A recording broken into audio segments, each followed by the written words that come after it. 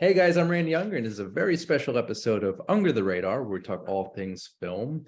And as always, I have a wonderful panel of guest critics. We have Rachel Culp. Welcome, Rachel. Welcome back. Hi, happy to be back, especially to talk the Oscars tonight. Definitely excited to do it. And also, Mr. Eric Godfrey. Welcome back, sir. I'm always happy to be here. So we got a lot to talk about tonight, guys. Just real quick, I just want to go around. So we got a lot to talk about tonight, guys. Just real quick, I just want to go around to talk about what we're watching this week. Rachel. Oh, goodness. So this week, I watched Top Gun Maverick with my mom, who had not seen it yet. She enjoyed it quite a bit, though I think that she would have preferred to see it on the big screen. We ended up watching it at home. Also been rewatching some New Girl, which has been really enjoyable for some like right before going to bed watching. It's good stuff. And while it's not technically something that I'm watching, I am reading Stephen King's It, and I'm very close to the end. So Nice. which, I haven't read if you've that. seen that book, that is a beast of a book. Yeah. How is it so far? It is excellent. I see that there's been some online discourse about it, but I am enjoying it quite a bit.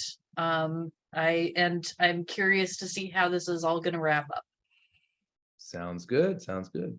I wish I was more of a reader, but I guess I'll live vicariously through you, Rachel. I will say, having now read the book, I can understand why people say that it's impossible to really truly adapt it in what the book evokes. So No. When it comes to King, I would definitely read The Shining. That's definitely on the top, towards the top of my list of stuff to read. So yeah.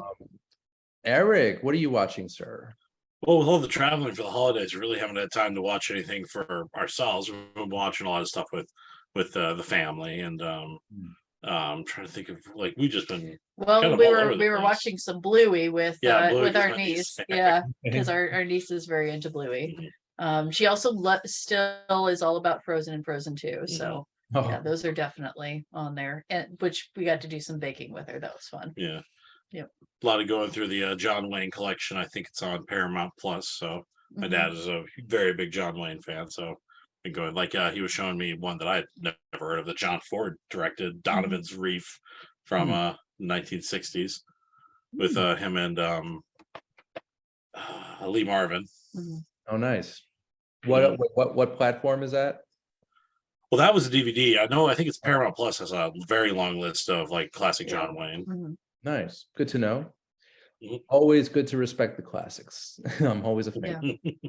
I mean, he's an Iron Man, the Duke. Yeah, and now that HBO Max has been unfortunately purging a lot of its back catalog, it's nice that Paramount Plus has some good classic movies on there. If only they had a better way to sort it. That's my problem. You just it's just such a mess. Yeah. Once Paramount Plus gets itself together, then I think it could be a real force. True. So. Very true. When it comes to classics, I'm a big fan of Turner Classic Movies. Watching that channel with my dad, it's like one of the few things we agree on. So no, it's a bonding experience. So yeah.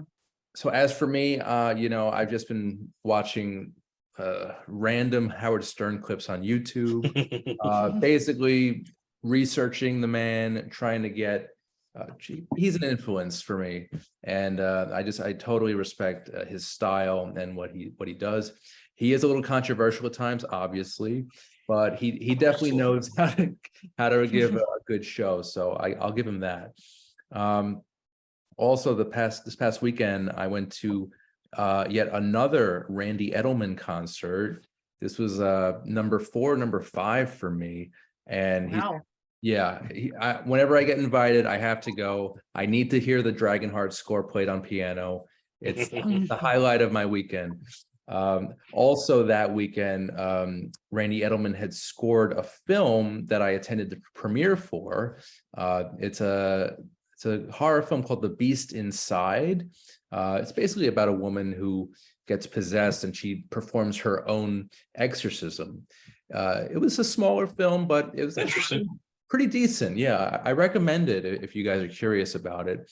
It's got Vernon Wells of the Road Warrior Mm. fame, Inner Space, and Commando.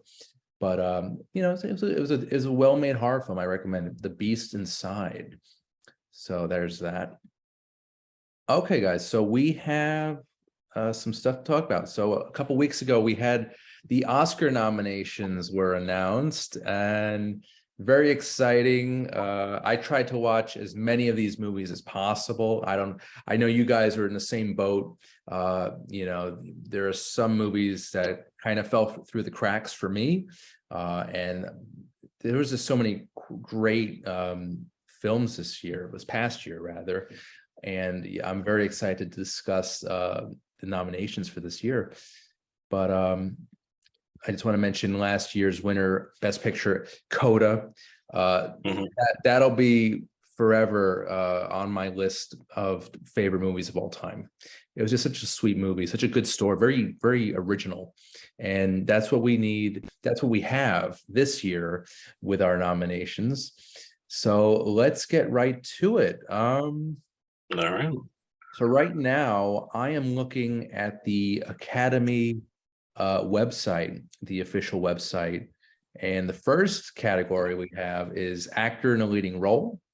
Now, I think the front runners it's going to be either Austin Butler for Elvis or Colin Farrell for The Banshees of Inisherin. Even though I wish Brendan Fraser would win for The Whale. But what do you guys think of this category? I mean, I actually would disagree. I think that this is Fraser's to lose.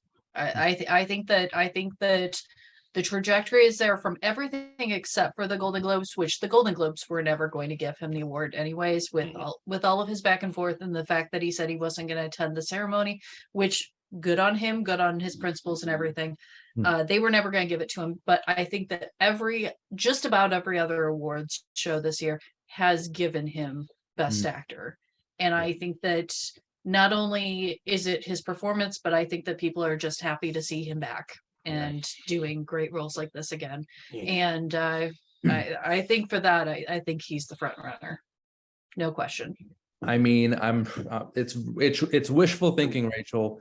I really hope he wins. I just don't think it's going to happen. I really think Butler is going to win for Elvis, but you know, I guess that is a prediction. But I'm with you, Rachel. I really I love Brendan and I love his Renaissance. You know, we really needed this year.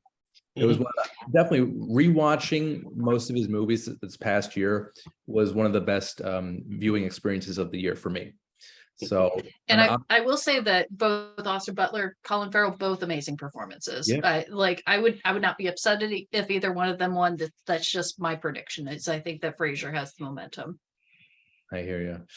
Fingers crossed. Eric, what do you think of this category? I think this is a toss-up. I think it really is a toss-up between Fraser, Farrell, and Butler.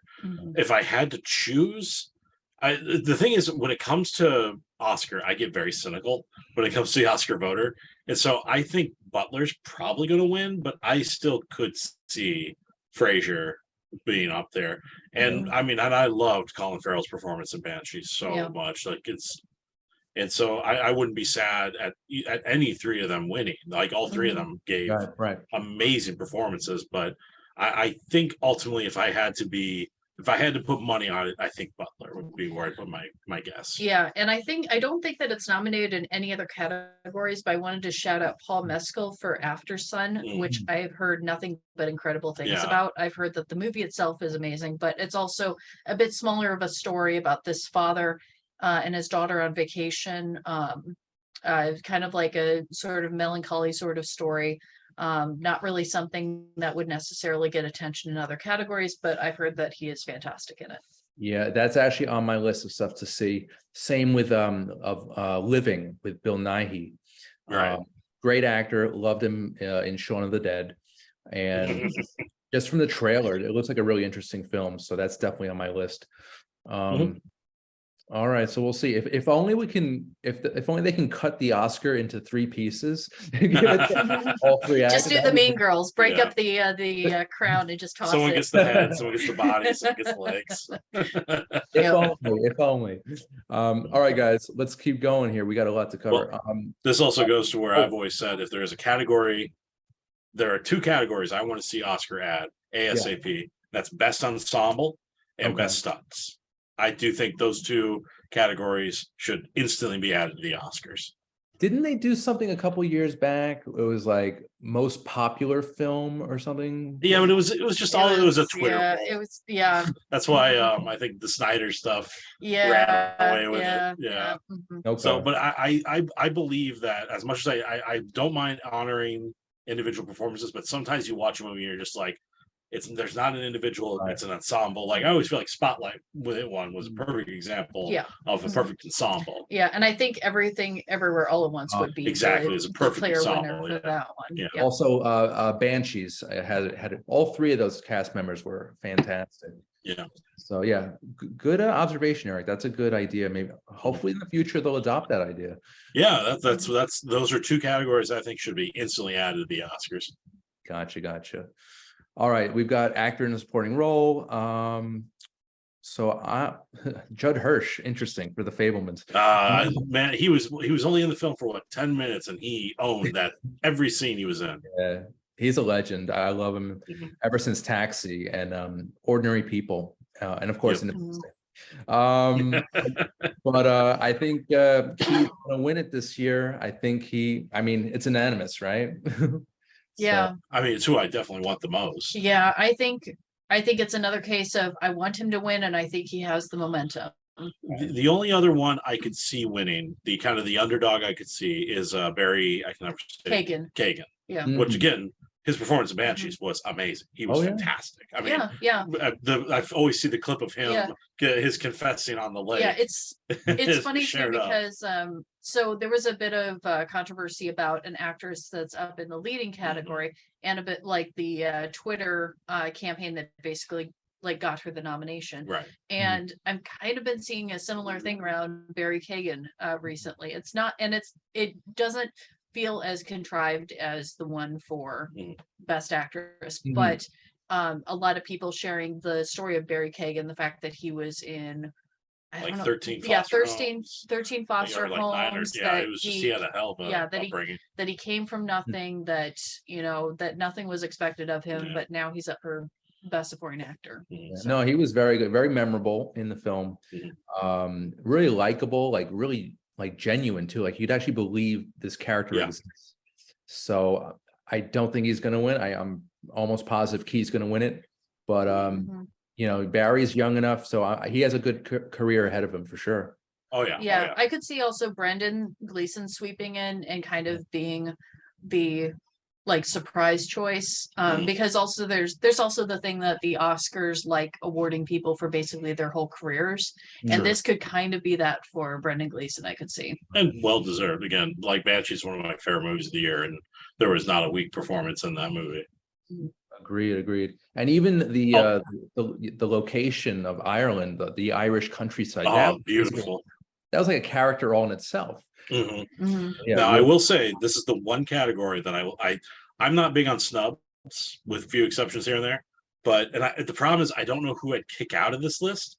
But I'm so mad that Paul Dano got no love for The Fabelmans. Oh yeah. And this is probably where he would have got nominated. But I don't know who I would be like, you're out. Paul Dano is in. I didn't see Causeway. Did you guys?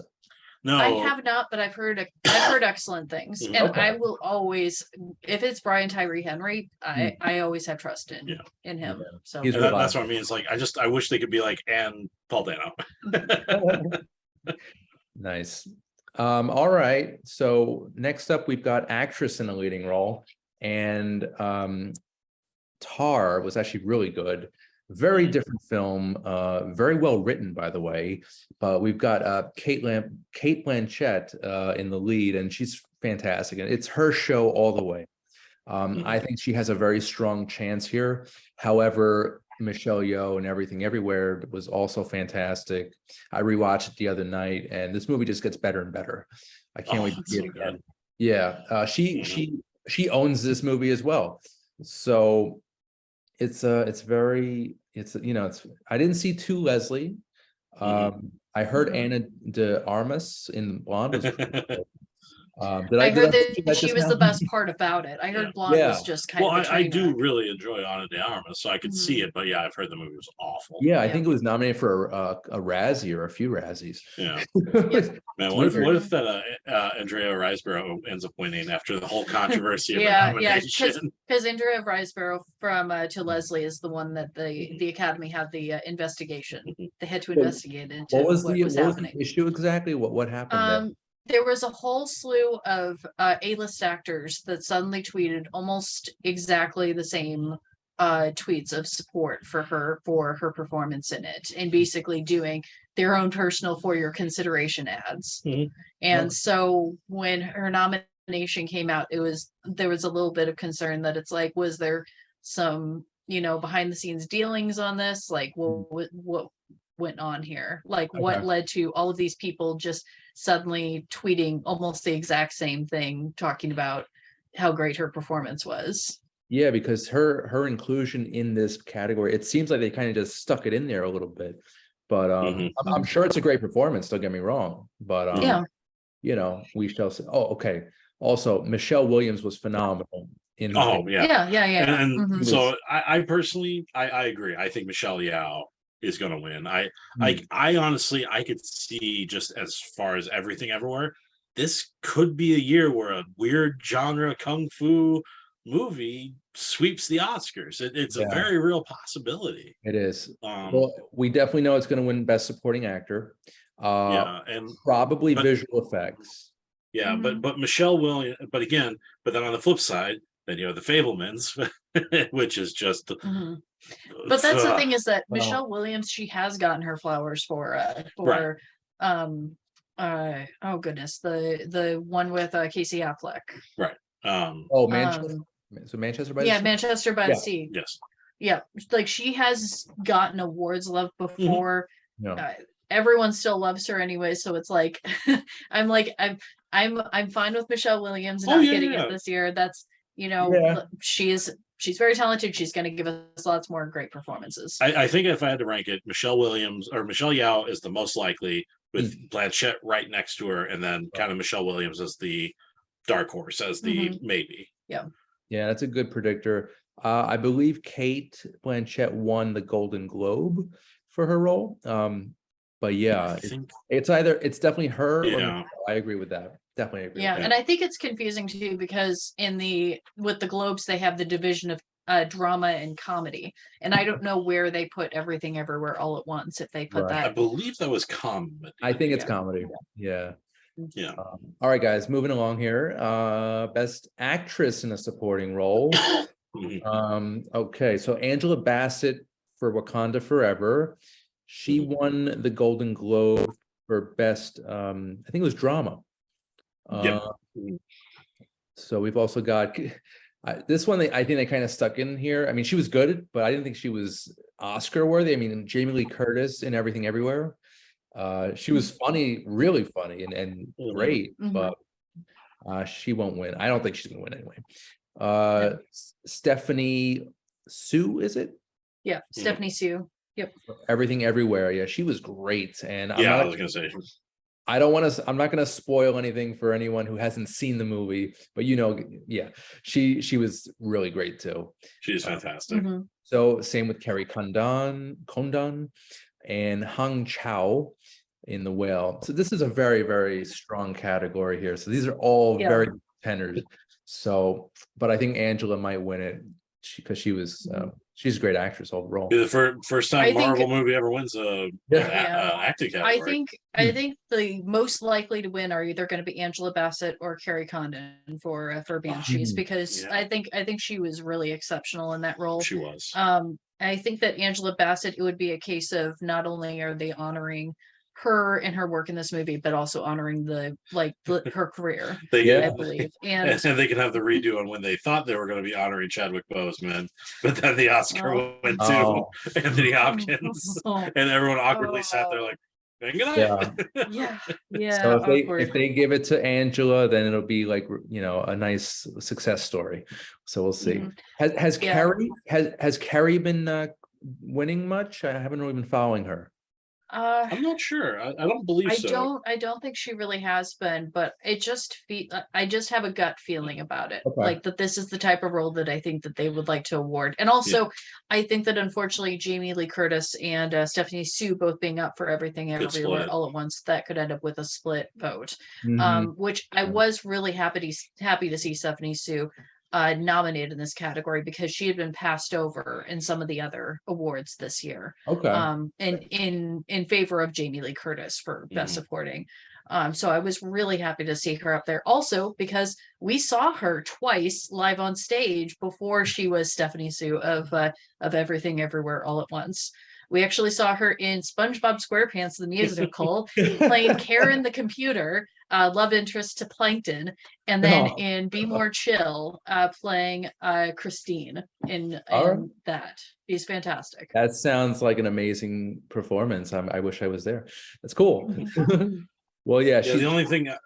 Sorry. No, she's just great, and this role in this movie was just so mesmerizing. Like she was one of the best parts of the movie for sure. She brought it to another level. And I can't wait to see it for the third time and the fourth and the fifth. So we shall see. Eric, sorry, you were saying. And we kind of haven't talked about Hong Chow, who I have not seen The Whale. I'm sure, no doubt. Again, Whale is a movie built on the performances, clear with all three of the principal cast of Sadie Sink, Hong Chow, and Brendan Fraser. But there's a part of me that's kind of like, man, but I loved her in The Menu so much. I was wondering if they were like, I feel like she should be up there, but it's a question of The Whale or The Menu. Yeah, and you know what? It's interesting. It's sort of a compliment, but it's kind of a harsh observation. She was kind of a jerk in both movies. Less so in The Whale. Not really a jerk in The Whale, just kind of kind of tough, rough around the edges. Well. Without spoiling anything for The Whale, because I've read the original script, the original stage play. She is a person that's gone through a lot. At that point, like she has emotionally gone through the ringer. Wait, the character or the actress? The character. The character. Okay, just checking. The character. Yes. Her character has gone through the emotional ringer when you start that movie. Not to mention where it ends up. So. Right. Well, it's just again built on the performances for sure. It's a fantastic film. All right, guys. So to save some time, why don't we just say what we think we want the winner to be? So this category is now animated feature, and I believe Guillermo del Toro's Pinocchio is going to win it. I think it's but which I'm happy with. I love Guillermo del Toro's, but then you got Marcel sitting right there, and it's like I want to give Marcel everything. I love that movie so much. But Guillermo del Toro's Pinocchio was so good. You know, the thing about Guillermo's vision, like the fact that it's a stop motion film that's over 2 hours long. You know how much attention to detail and effort was put into this? It's insane. The Museum of Modern Art actually has an exhibit going on with the puppetry and the artwork created for Guillermo del Toro's Pinocchio. Perfect. Is this a temporary exhibition? It's going on through April. So. Cool. Well, maybe you guys can come down to the city and we could check it out. Yes. I definitely want to go. Yeah. But Marcel, oh my God, this movie. And at first I was like, is this really animated? I thought it was like live action / Yeah, I can see where they're coming from. Yeah. You know? I think it's mostly animation. Yeah, I think it's a beautiful film. And it's I can't get over how cute it is. Ever since I saw the trailer, I was hooked. And Eric, when you came to the Angelica and we met and saw it, that was a really cool day. That was a great night. Yeah, for sure. And I will say that I have to give quick love for Turning Red, because Turning Red was also phenomenal. But I mean, it's going to get overshadowed here. I think either Pinocchio. I think Pinocchio has it, and Marcel is like right in there, like right underneath. So yeah, I agree. And also, I heard Puss in Boots was actually the new one was actually really deep and really well made. So I'm actually looking the forward animation style is definitely really interesting. For that. Yeah, that's definitely something on my list. And same with the Sea Beast. I heard it was pretty good as well. Right. I think it's still on, or it was on Netflix. I don't know if it's still on Netflix, but yeah, that's a good category too. Yeah. All right, so we can just glaze through these. We got cinematography. Do you guys have any strong thoughts on that? Not much, because I really only one I've seen on here is Elvis, and which I could see Baz always brings something good, but I know when it comes to these war films, especially ones like All Quiet on the Western Front, that's kind of what they hang their hat on. So this All Quiet could take a lot of the kind of technical awards, a lot of the cinematic awards. Yeah, I agree with that. Yeah, the same could be said for Saving I Private am Ryan. mad Everything Everywhere didn't get a nod here. Interesting. Yeah, well, I think the strength in that movie is more the editing and visual effects, to be honest with you. But yeah, All Quiet on the Western Front, I think might have a good chance. I think this might be the only nomination for Empire of Light, which it's also, I think, the only nomination for Bardo. Yeah. Okay. Sounds good. Yeah, good category. Costume design. I think Elvis might have a good shot here. Yeah. I think this is where Elvis is gonna definitely be taking it home. He's got the capes. However, Everything Everywhere is also in this category, and there's crazy costumes worn by a certain character in that movie. You know. Yeah. Honestly, if I was going to give it to, if I was going to give a guess as to who else could possibly come in and win it, Babylon, I think very much could, because the Oscars love old Hollywood stuff, and it's a movie that's all about old Hollywood, and there's a lot of money that went into that movie. So, and the same can pretty much be said for Wakanda Forever.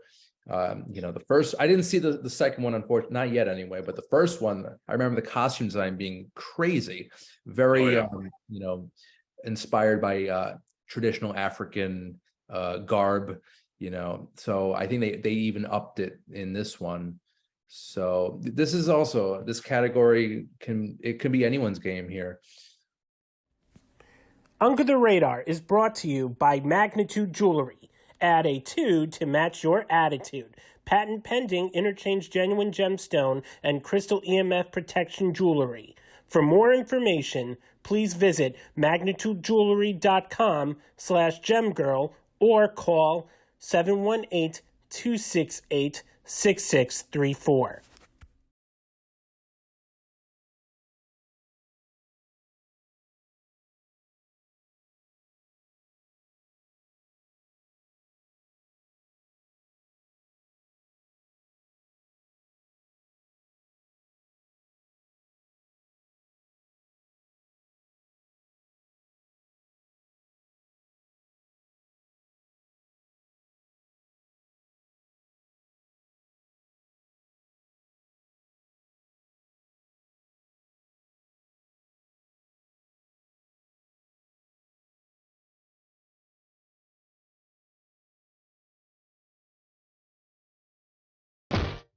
Okay, oh, directing. Now this is this is a juicy one.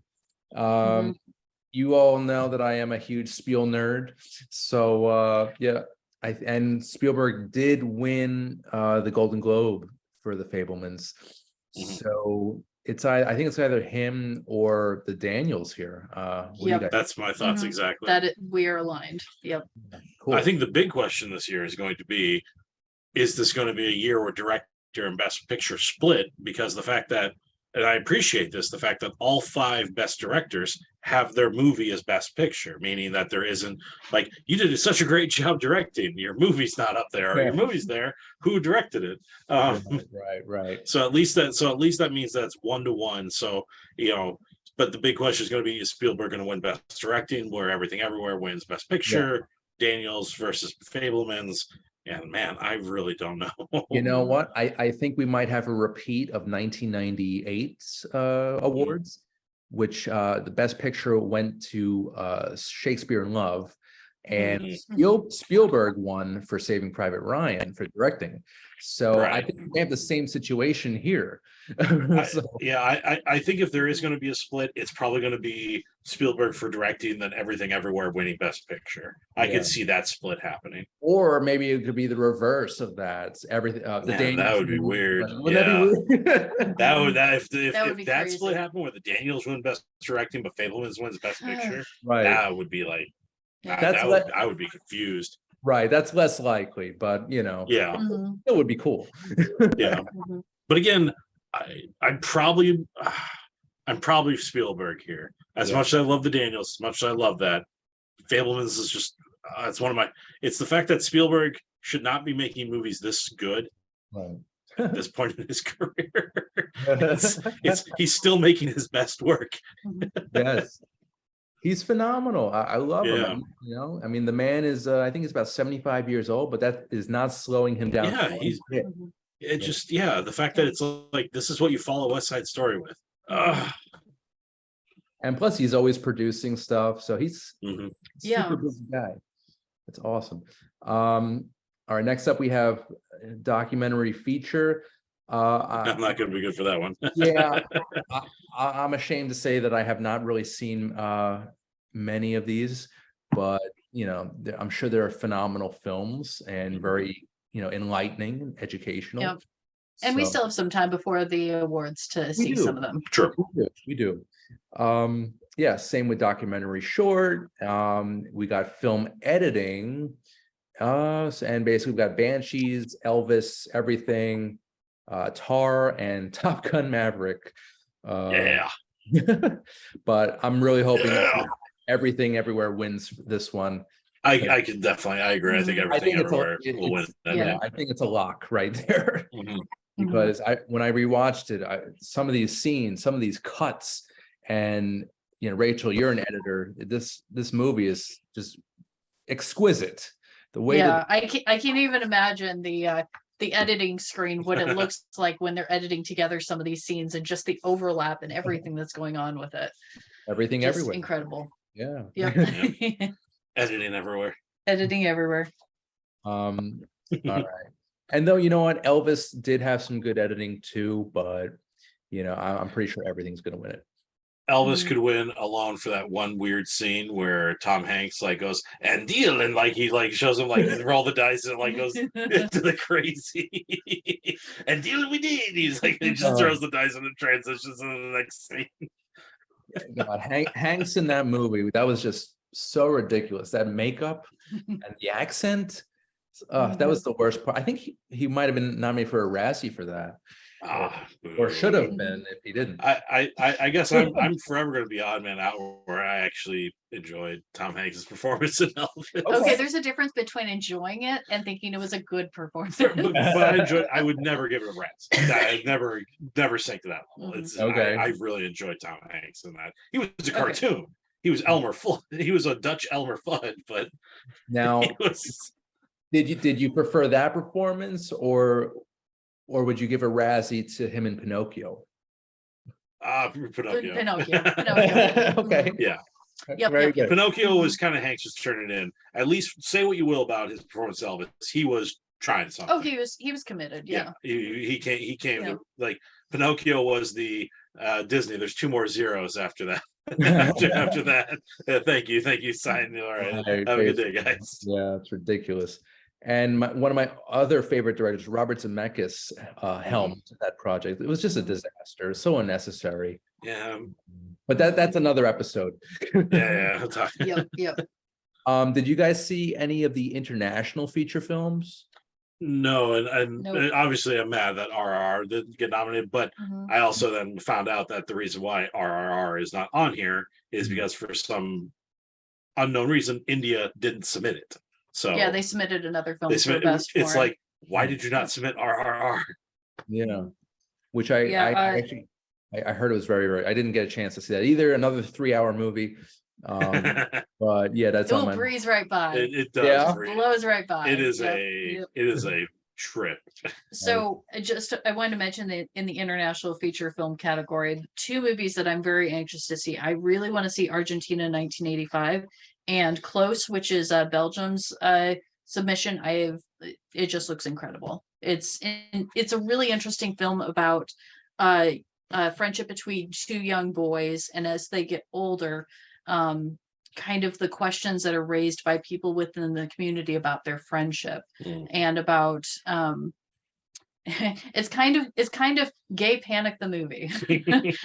that's the best way to describe it, is that these boys are starting to question whether their affection for each other is somehow wrong. So whether it be friendship or sexual or whatever, the fact that outside forces are making them rethink it. So All right. And then meanwhile, over here is RRR being like friends forever. Yay! Yeah. It's true.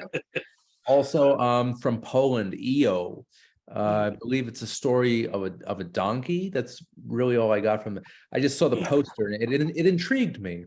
But Interesting. yeah, that's on the list for sure. All right, guys. Now, makeup and hairstyling. This is I have only one answer for this. The Batman. Batman. Colin Take Farrell. home the Oscar.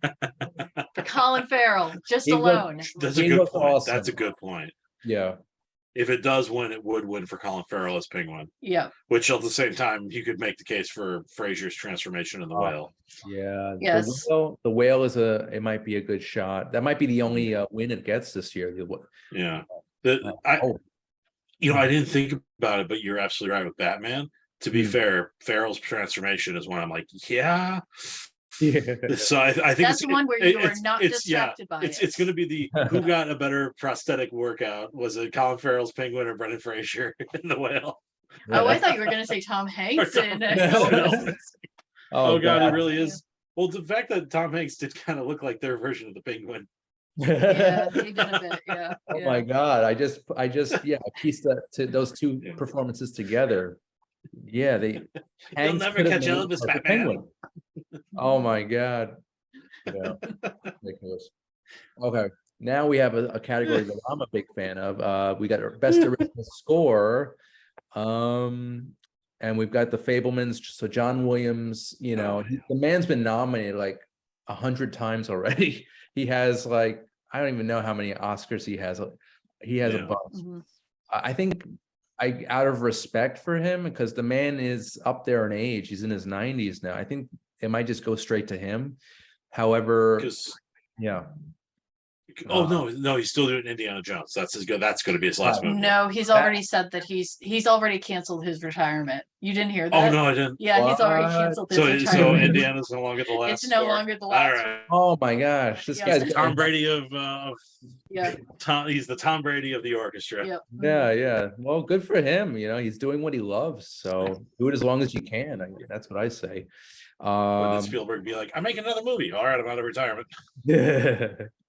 So we'll see. Everything Everywhere had a pretty good score from what I remember.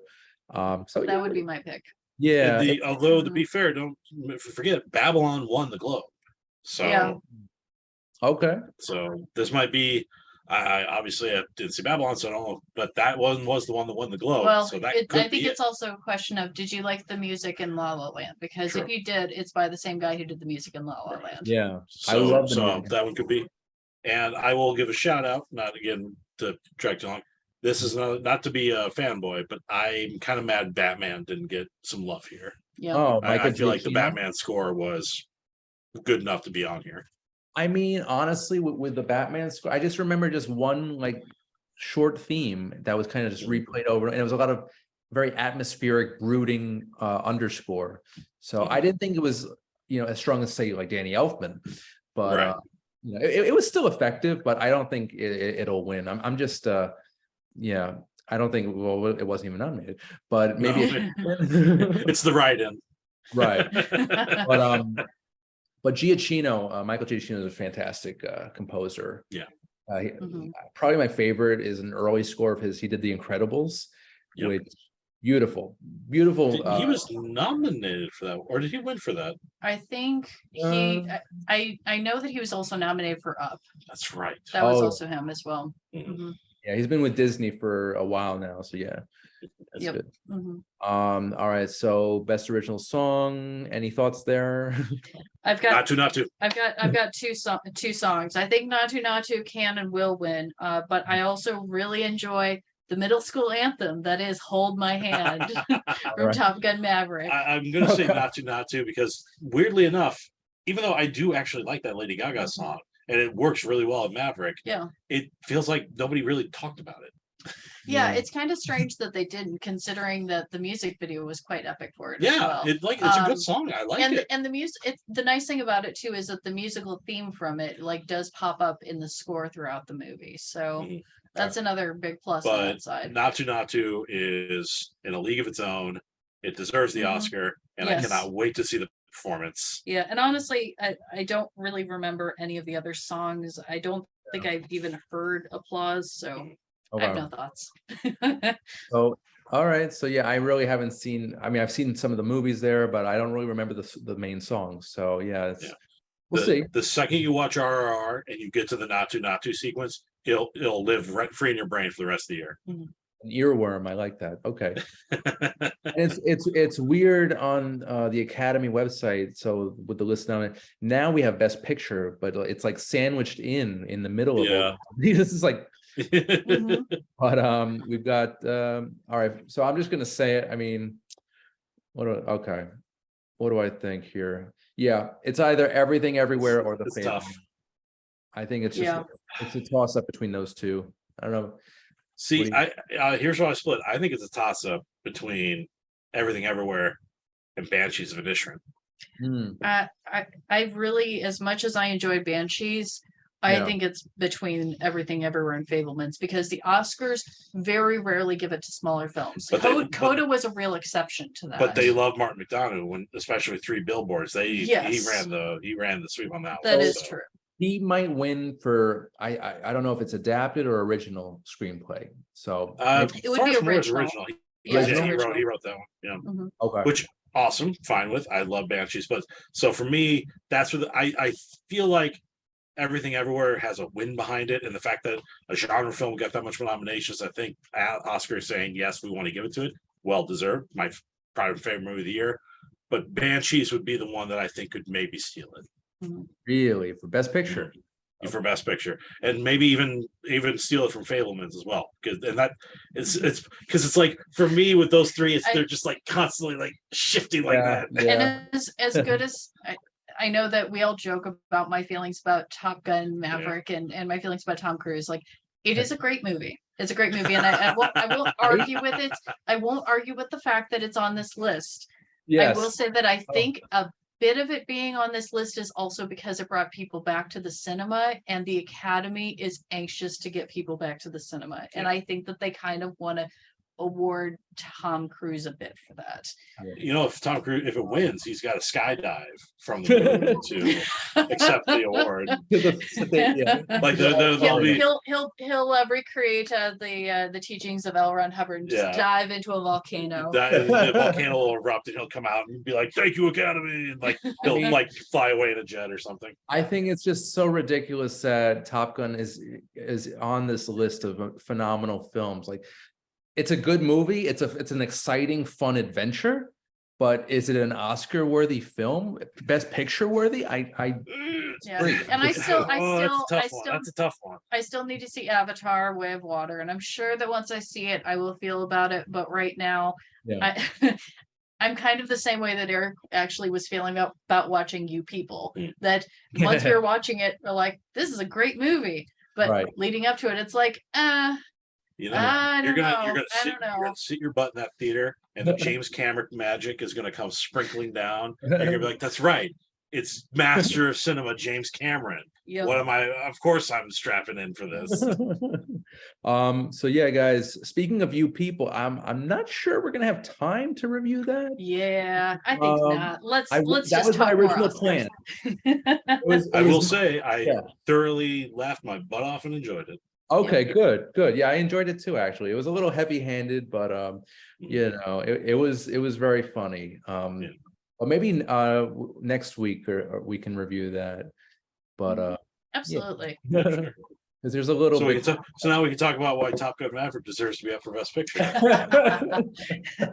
Did Well, I went there. And we the do Oscar still goes have- to. You know what? Here's the thing: if we're all sitting there watching an Oscar party, and for some reason that envelope flips out, and the Scientology magic changes the words to Top Gun Maverick, I won't be mad. Like I'll be like, I'm okay with this.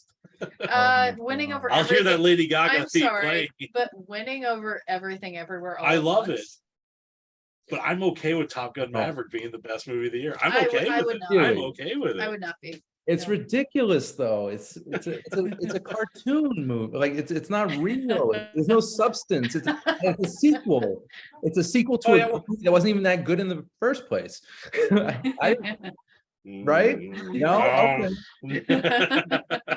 You're talking to somebody who grew up on Top Gun. Really? I mean, it's just not Oscar material. I'm sorry.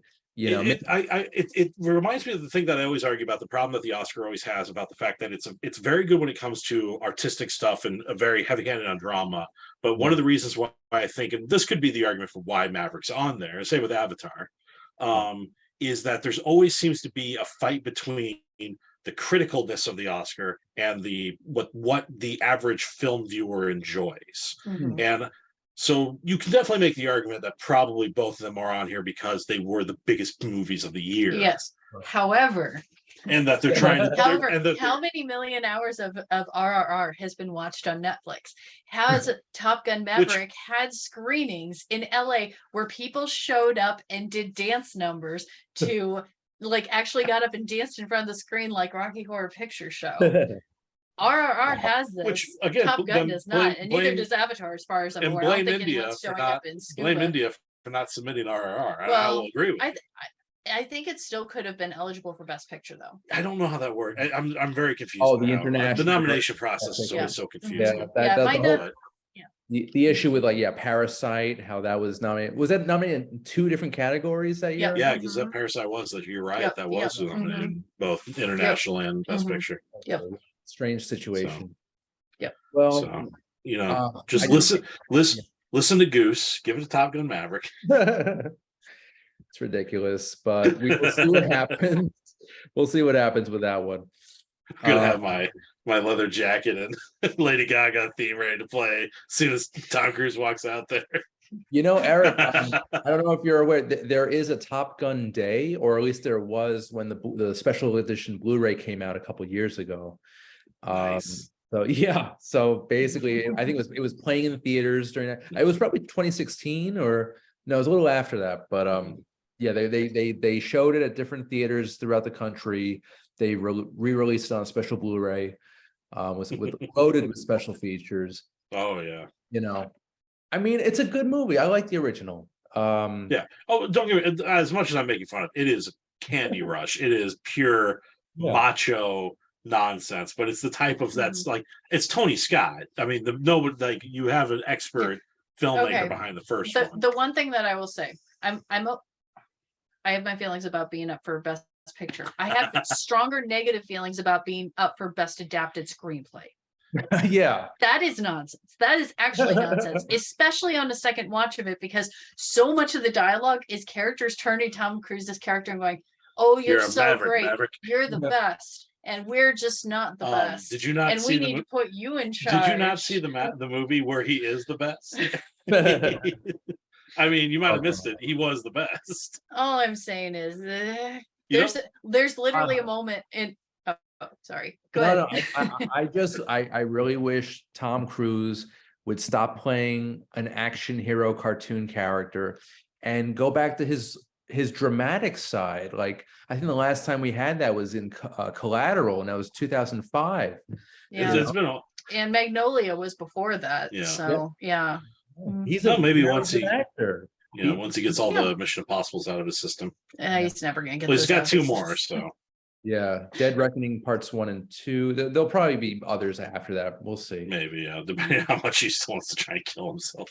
Yeah. And I will say this in defense again of Maverick: watch the movie, and you feel Maverick is the best at everything you do. They sell it, so. Yeah. Well, maybe it's because the movie magic. It says right here in the screenplay that you are the very best. It's Robin Hood Prince. It's like, I get another shot. I can't lose. Look at the anything to feed that man's ego, right? Yep. Mm-hmm. All right. And the worst part is I'm always there day one, like, dear Mr. Cruz, here's some of your ego. Show me some more stuff. Okay, we have some more categories. All right, we got a few more categories here. So next up is production design, and it looks like pretty much most of the Best Picture nominees are in this category. I think Avatar or Elvis, either one of those, because Avatar is just a beautiful film. It looks great. And again, this is where I could maybe give, again, the war movies usually do very well here, so this could be All Quiet on the Western Front as well. My money is on either Babylon or The Fabelmans. That's where my money is, because the Oscars love a period picture. They love movies that are about making movies. So I could see that getting it, and also same reason for Babylon, because movie about old Hollywood, lots of money in it. Yeah. So although case to be made for Elvis for being so good at recreating so much of his sets, especially for all the different numbers in the Vegas. Vegas and of course Graceland. It all looked very authentic.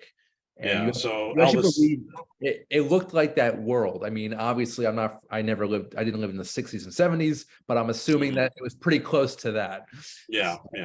So I mean, they had the full assistance of the press release, so I'm sure they got to enjoy being able to recreate it as accurately as possible. Definitely. So that's a good category right there. Our next up, we have animated short film. Also, which unfortunately, I've not seen. That's another category where we need to just go to the IFC Center and just binge everything there. Yep, agreed. Absolutely agreed. So I'll see you in the city for that after the museum. All right, live action short films, same deal.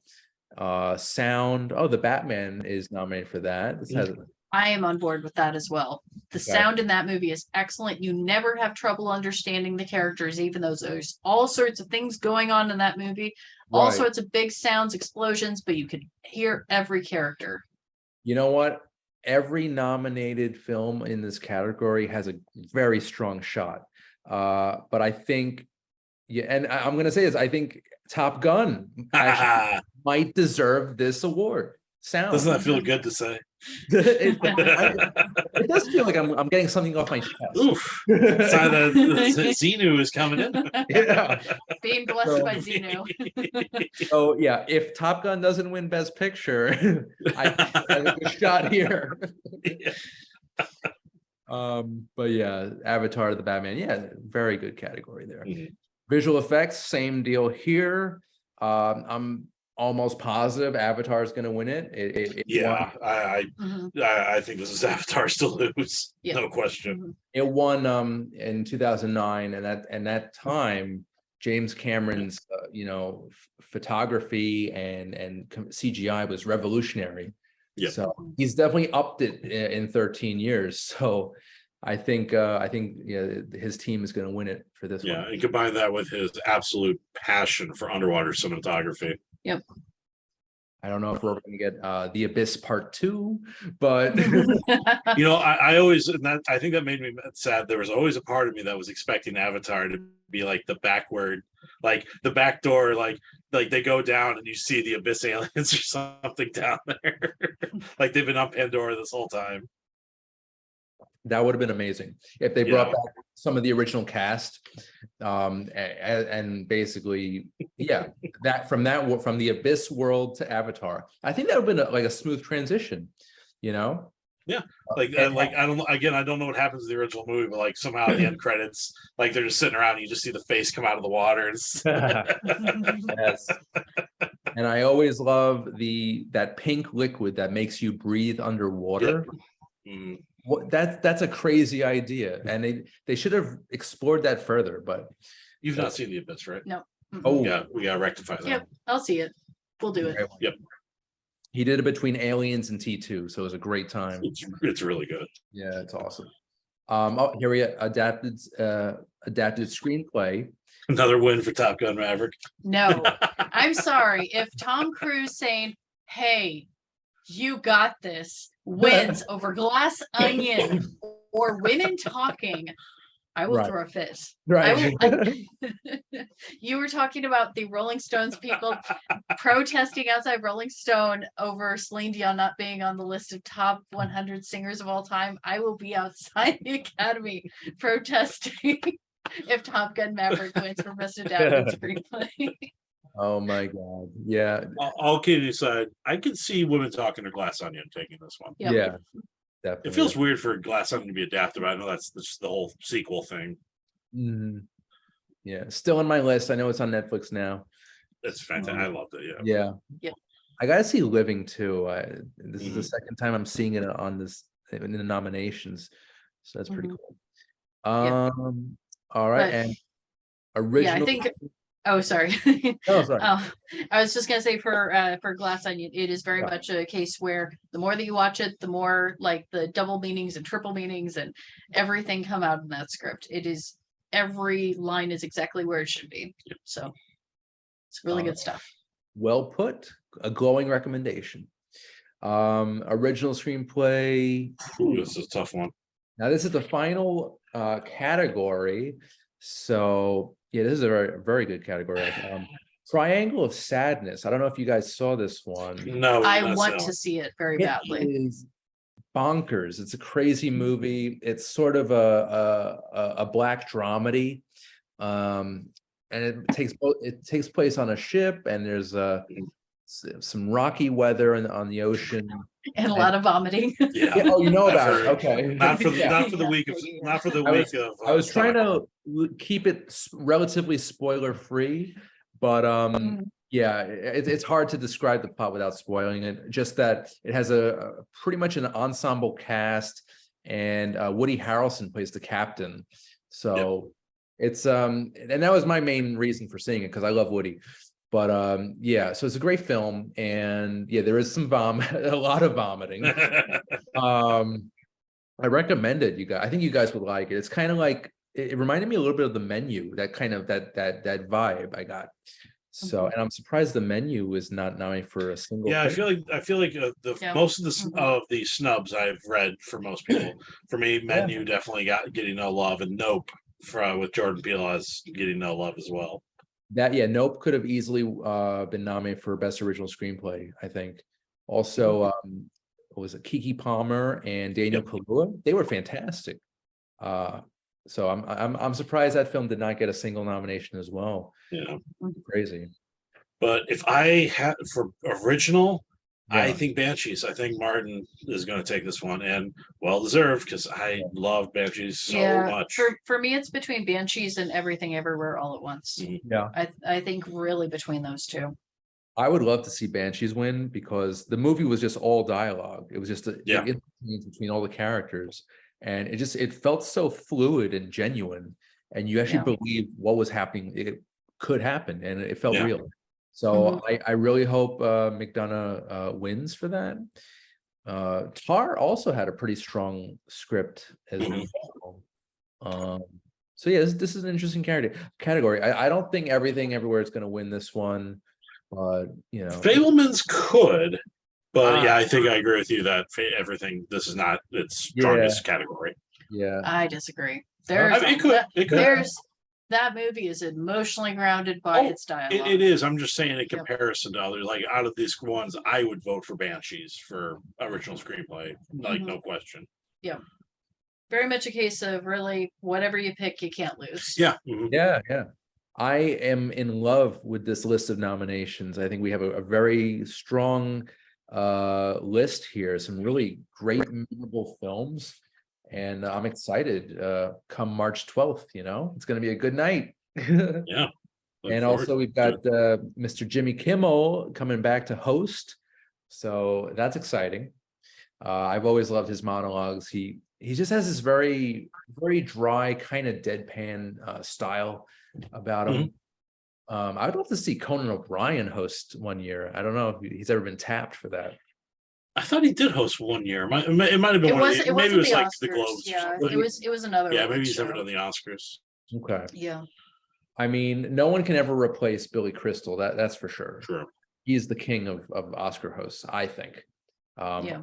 You know, I think we're a little young to remember Bob Hope, but I. Little bit You for know me. what? Honestly, I would love to see Steve Martin and Martin Short host. Yeah. I would be extremely happy with that. They're on Selena too. The three of them can host it together. Only murders in the Oscars. Yeah. Only Murders in the Oscars. that's a good idea for a feature film, actually. Nice. Everywhere, everything, everywhere, all the murders. And the Oscars. I like it. I'm writing it in my head right now. It's in my brain. Yeah. So that's we got through it, guys. I'm a little winded, so it's got heated there. Got heated. But are you excited for the telecast on March 12th? I am. I hope we get whatever Will Smith slap joke out of the way, so we just move on with the rest of the evening. Right. Well, we It's sort of like got that. yeah. We got that with the Golden Globes with Eddie Murphy. Yeah. He had the best joke about it, so it's like let's just not move keep on. catching it. It's been a year. We've all joked about it. We all know that Chris Rock is going to joke about a bunch in his live special on Netflix. Exactly, We don't need any more jokes about it.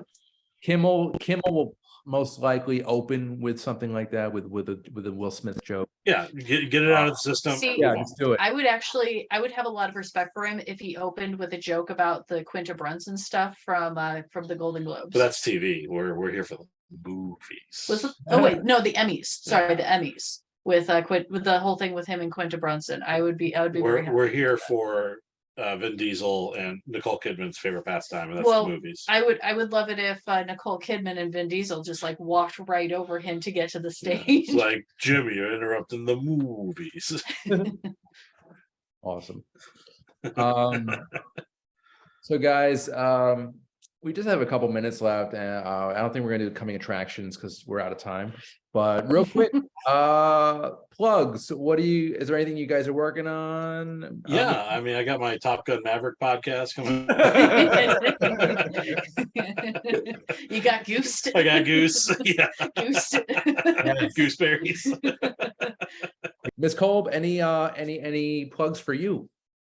Plugging the Law of Donut Engineering, the Lodge Donuts on Instagram, in Jersey City. New month, new menu. So go get your Valentine's Day donuts. And Dobby the House Doggo on Instagram for Dobby and all of his adventures. No. Oh dear God, he's so cute. Is he with you guys tonight, or? He's upset. He doesn't like the basement for some reason. Yeah, he is afraid of the basement. Does not like it. Like Macaulay Culkin in Home Alone?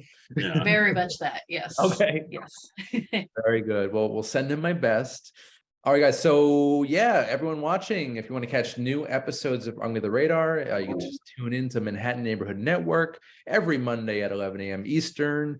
Also through cable TV, FiOS 34, RCN Astound 83, and Spectrum 56 and 1996. And as always, just feel free to visit the Under the Radar YouTube channel, subscribe and share. Spread the love. So guys, Rachel, Eric, thank you so much for tonight. This was a great Oscar-filled episode, and hopefully some of our predictions will come true. March 12th, we'll see. Yep. We shall see. All right, guys, I'm Randy Unger. This has been Under the Radar. I'll see you next time. Take care.